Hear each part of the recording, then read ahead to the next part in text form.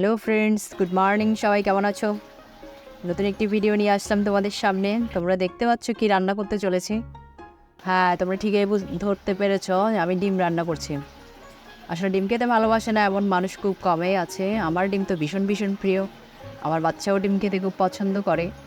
যখন রান্না করার মুড থাকে না, তখন আমি ডিম রান্না করে থাকি।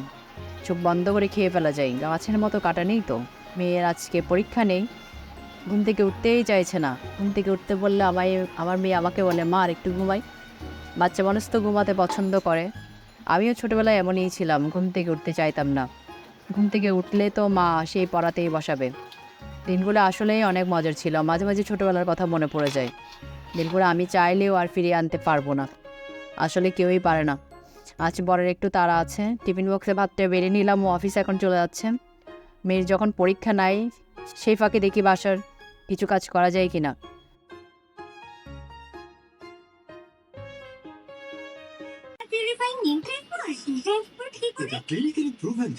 দেখো এখন অবন্তি মালটা খেতে বসছে।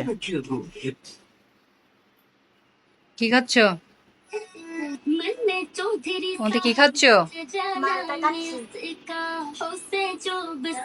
পড়া শেষ? একটু পড়লে ভালো হতো না? মালটাটা কি আর একটু পড়ে নিও কেমন? গান দেখছো? কেন একটু নাচো তো, প্র্যাকটিস করতে পারতে।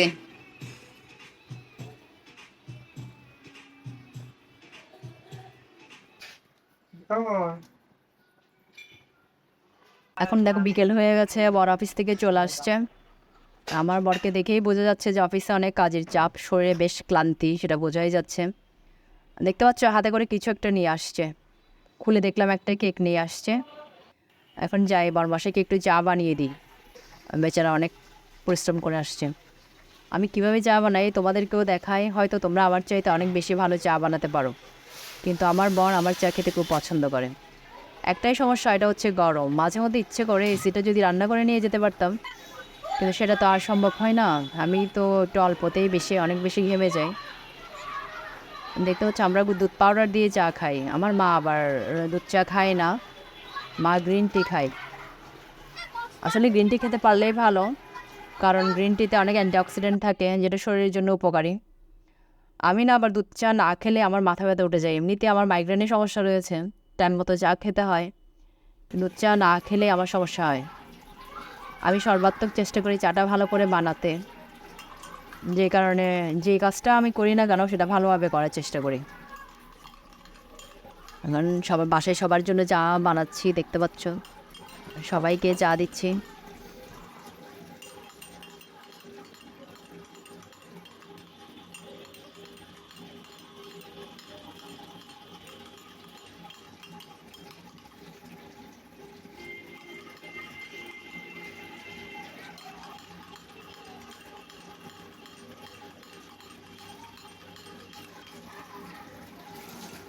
আসলে গরমে নাস্তা বানাতে চাইলেও বানানো যাচ্ছে না।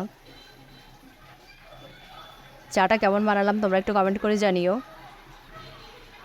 খেতে কিন্তু ভীষণ ভালো হয়েছিল, আর আমি যেরকমই বানাই না কেন আমার বাসার সবাই ওটাকে ভালোই বলে।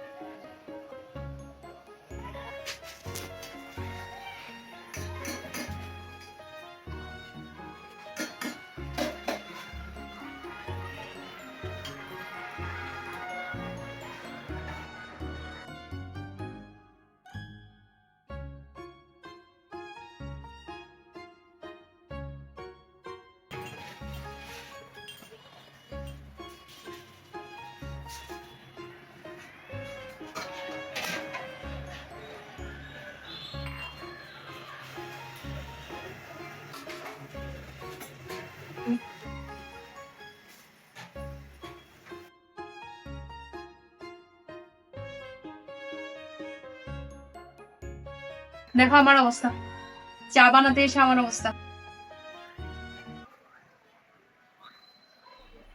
চাটা দেখতে কেমন হয়েছে এটা কমেন্ট করে জানিও। খেতে কিন্তু সুস্বাদুই হয়েছিল। তো আজকে আর ভিডিওটা বড় করছি না।